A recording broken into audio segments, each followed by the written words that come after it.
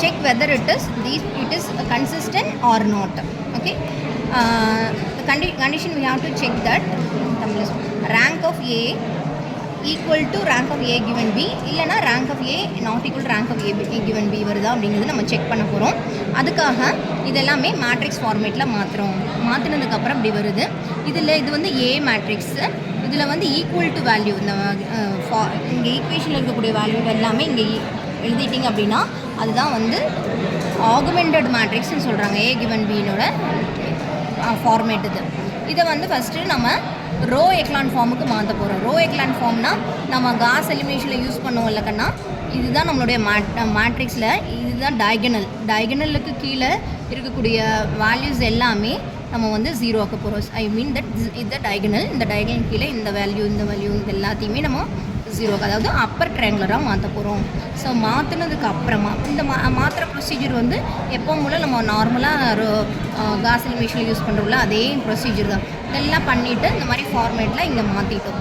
So மாற்றினதுக்கப்புறமா நம்ம என்ன பண்ண போகிறோன்னா இந்த சால்வெல்லாம் பண்ண வேண்டாம். ரேங்க் ஆஃப் ஏன் கண்டுபிடிச்சப்போ ஏ வந்து இப்படி ஸ்ப்ளிட் பண்ணியிருக்கோம்னா இது வரைக்கும் இருக்கிறது rank of A. Rank of A எப்படி கண்டுபிடிக்கலாம்னா number of non zero matrix பார்த்திங்கன்னா ஃபஸ்ட்டில் வந்து ஏதோ ஒரு எலமெண்ட்டாவது இருக்கும். நம்மக்கிட்ட 4 எலமெண்ட் இருக்குது. செகண்ட் ரோலையும் எலமெண்ட் இருக்குது, தேர்ட் ரோல் எலமெண்ட், லாஸ்ட்லேயும் எலமெண்ட் இருக்குது. அப்படின்னா 4மே நான் ஜீரோ ரோ. அப்படின்னால ரேங்க் வந்து 4.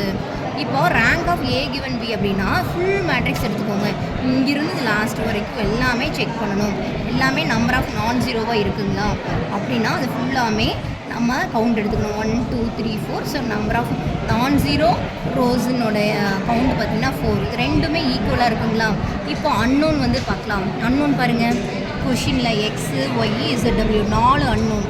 So rank of A given B and unknown எல்லாமே சேமாக இருக்கிறதுனால இது கன்சிஸ்டன்சி ப்ளஸ் யூனிக் சொல்யூஷன் அப்படின்னு சொல்கிறாங்க. சப்போஸ் இதில் சேஞ்சஸ் வருதுன்னா ஆல்ரெடி நம்மளுக்கு தெரியும் என்ன conditions. Suppose rank of A வந்து லெஸ் தென் நம்பர் ஆஃப் அன்னோனாக இருந்ததுன்னா இன்ஃபைனைட் சொல்யூஷன். சப்போஸ் ரெண்டுமே இன்கன்சிஸ்டன்சியில் rank of A not equal rank of A given பின்னா அது வந்து இன்கன்சிஸ்டன்சி அதில் நோ சொல்யூஷன். Okay, thank you.